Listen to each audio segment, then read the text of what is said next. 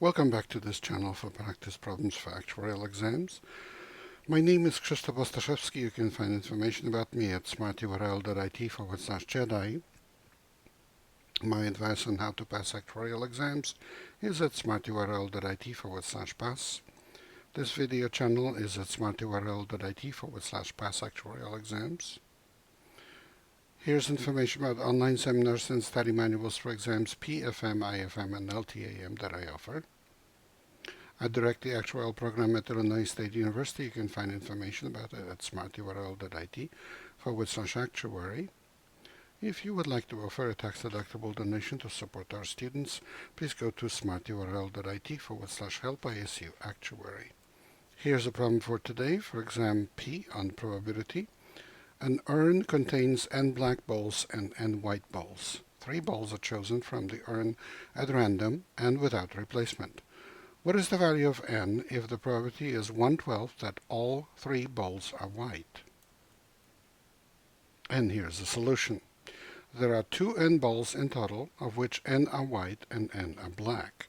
If 3 balls are chosen from the urn without replacement, the probability that all 3 are white is n choose 0, that means we're choosing 0 black balls, times n choose 3, that means we're choosing 3 out of n black balls, and the product of 2 is the number of combinations that bring us the desired outcome, and the bottom has of this fraction has total number of outcomes.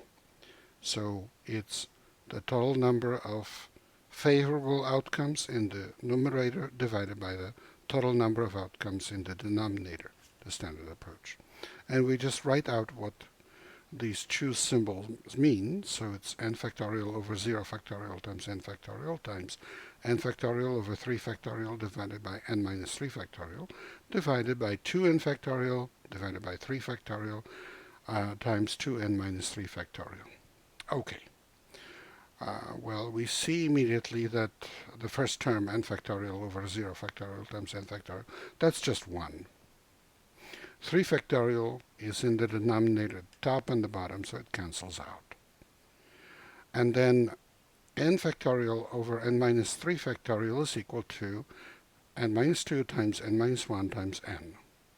And 2n factorial over 2n minus 3 factorial is equal to 2n minus 2 times 2n minus 1 times 2n. Okay, but the 2n minus 2 is equal to 2 times n minus 1, and that cancels with n minus 1. And then n cancels with n, and what we're left with is n minus 2 divided by 4 times 2n minus 1.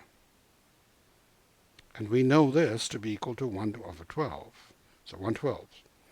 We just set the equation n minus 2 over 4 times 2n minus 1 is equal to 1/12. We solve it, and